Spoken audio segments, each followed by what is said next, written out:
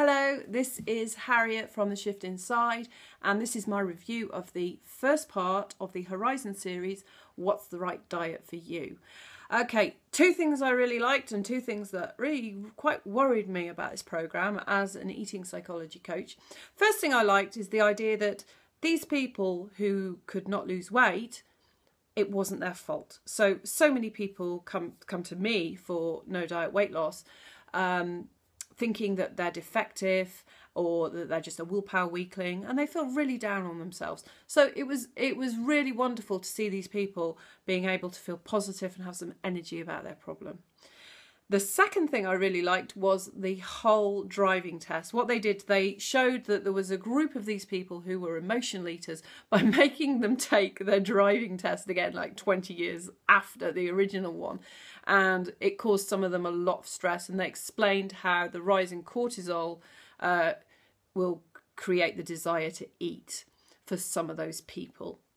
Okay, I thought that was a great image, loved it. Two things that I found really quite concerning about this programme was the idea, the really big emphasis on diet alone will sort your problems out. So there were two groups of people called feasters and constant cravers who were told that, okay, it's we think that actually it's either hormones or it's genes that is at the root of your inability to lose weight. This may be true. I can't say for those people, but I can say that weight loss is an extremely complex issue, and these people might also be at the mercy of like sugar addiction, for example, which is an incredibly big factor in inability to lose weight.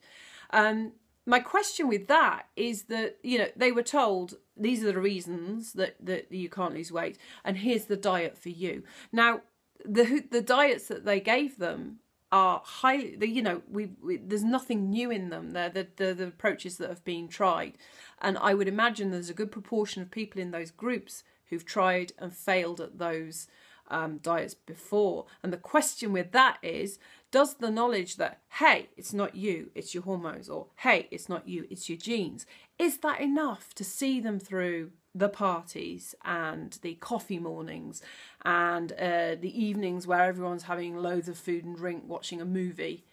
Is that knowledge enough to see them through those times? I just don't think it is.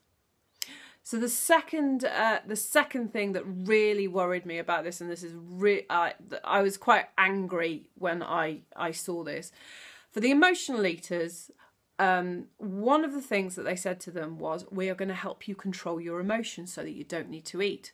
Now, the key for me with all the weight that I have lost, and that one of the things I work on with clients, is telling them it's not about squashing your emotions, it's about positively channeling them. Okay, when we are in stress or when we feel rage or all these uncomfortable emotions, it's not about trying to get rid of them or control them. It's about saying, okay, I need to course correct what I'm doing.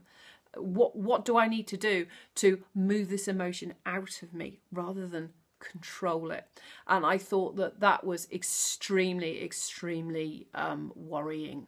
So if this is of interest to you, and if you're interested in the looking at the psychological aspects of weight loss, I do have a free video course which goes into much more detail about what I'm talking here, and I'll give you some real practical ideas, especially for dealing with cravings and if you're an emotional eater.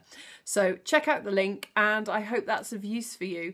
And the last thing I want to say is I really hope that all of these people find their solution. I'm not saying it's all rubbish, but what I'm doing is I'm questioning the great god of science that people tend to bow down to when they are looking for a solution like weight loss. Okay, thanks for watching, and I'll see you on the next video.